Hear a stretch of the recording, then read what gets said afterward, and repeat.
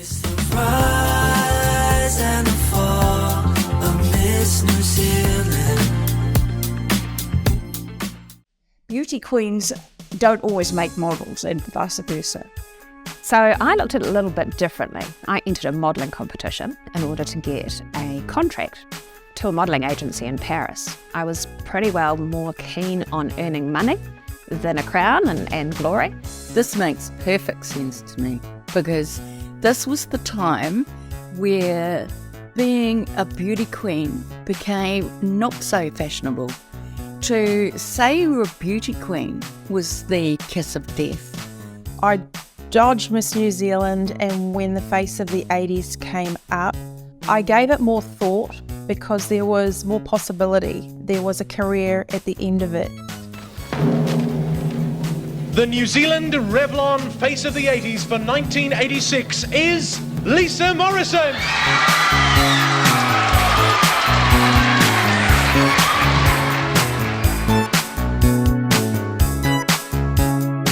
It was absolutely amazing winning the Face of the 80s, and that took me to America, to the Model of the World, where I represented New Zealand. I wasn't actually in Miss New Zealand, but I represented New Zealand, and that was such an amazing experience.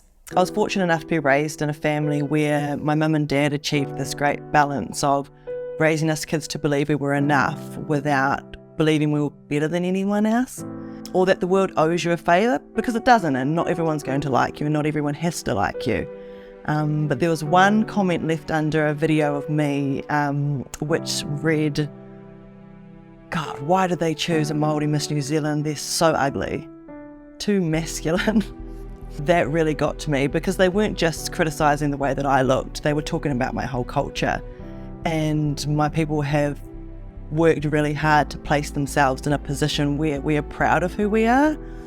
And if you want to go even deeper than that, I would say there's a large reason as to why there are so few Māori women competing in pageants is because of that underlining cultural belief that non-Indigenous people are superior in some way or more beautiful. As a 30-year-old, what I would say to my 20-year-old self and all the other young girls doing pageants and are dealing with this type of online criticism, the people who matter are the people who are in the arena. And unless you're in the arena with me, tripping, falling over and standing up after making tons of mistakes, then I don't even care what you think. So I arrive in Brazil and it's a 5-star hotel, but right next door is slum. Like absolute poverty. And what struck me the most was how no one really cared. It wasn't alarming that there was the rich of the rich and then the poor of the poor, and no one seemed to care. I think a big reason as to why Donald Trump didn't come to Sao Paulo was because it didn't look pretty. What we were highlighting while we were there wasn't what needed to be highlighted. There were a few times that we really got to spend time with the people. And so that was probably the most rewarding part of being Miss New Zealand, was going to those places, meeting those people, meeting those children, and learning those lessons. I never would have learnt what I learnt had I not won Miss New Zealand. I'm grateful for it all. All right, so Nan, who is your favourite Miss New Zealand then, darling? Of course you. I mean, you know that. Why can I say? How can I say? How can I say anything else? The Nana granddaughter combination is very strong. They have a very lovely relationship. I keep seeing photographs of Holly and think, oh my goodness, that was Cheryl as a young girl. I would say that I picked up a lot of inner traits from her and exterior. I mean, everyone says she looks like my mum. So, sorry, mum. My mum's blonde with blue eyes, so... Holly's mum was actually a finalist in the 1981 Miss Universe New Zealand contest. So Holly definitely got some of those good looks. Yeah, I think what set me apart is, once I set my mind to something, I'm very competitive and very determined, and I think that came through in the competition. And not only that, I had a company of, how many would have been, 3,000 supporting me, and my boss was in the audience. So I do have that in me. I do have the fight in me. I also couldn't choose the gowns and some of the stuff I took, which, I think that was a big letdown, because I think I would have had a better shot at making, the top overseas if that was the case.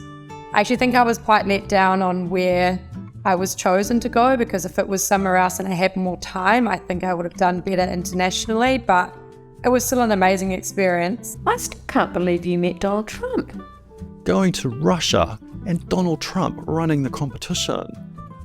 Miss Venezuela won the year that I was competing. I was only the 11th shortest out of 90, so I wasn't right at the bottom, but I was obviously in the bottom 20%. What did you get out of it? I mean, seriously, what did you get out of it? It brought out the best of my personality. It made me more confident. I think it made me more determined and driven to do what I want to do today. My favourite Miss New Zealand girl has been Jess Tyson. I think she's very raw and honest, and she is your typical Kiwi girl, but she carries herself so well. So the one girl that stood out for me during that year for Miss World was Jess Tyson. And obviously she's Miss World Oceania princess. It's a momentous event for Miss New Zealand, because it's been a long time since New Zealand took a crown or got even into the finals. Gorgeous Jess. I mean, I've worked with her so much as a model, and she's just got it all. She's got the beauty, the height, the body, the hair, the smile, the eyes, and she's just a divine creature. We all love Jess. When we had the final for Miss World New Zealand, my mum was too nervous to actually watch the crowning, because when I had entered 2 years previous, she thought that I should have won, and when I wasn't crowned, she was really, really upset. So she thought, oh no, it's going to happen again. But when she realised that they did crown me as Miss World New Zealand, she was really happy. I was there the night Jess won, and I remember she came down the end of the runway and she was waving to me. And we had done a lot of photo shoots, and they were circulating all around the world on all these pageant sites. And she was considered one of the major favourites to win Miss World that year. I think Jess is so beautiful. And I remember when she won Miss New Zealand, and I thought, wow, this girl could do it. I do know that when I was preparing for Miss World that I was working as hard as I could in all of the different categories, whether it be sport, whether it be interview, modelling.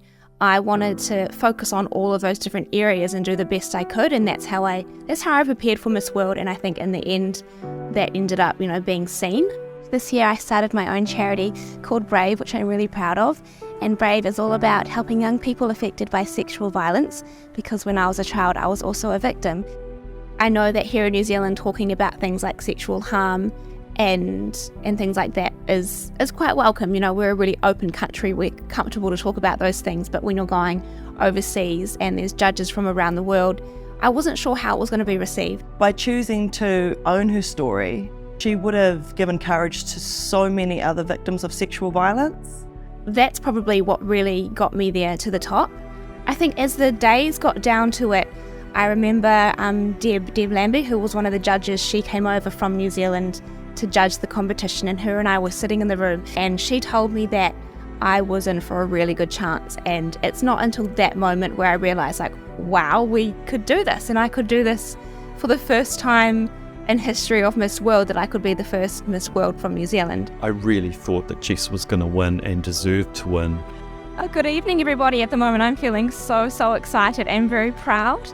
Back home, I am a full-time news reporter and presenter at our Indigenous news organisation, Māori Television. And as a reporter, I just love my job, being able to showcase the unique talent and success of Indigenous people. I was watching live at 3 a.m. in the morning, and she just kept getting further and further along. New Zealand!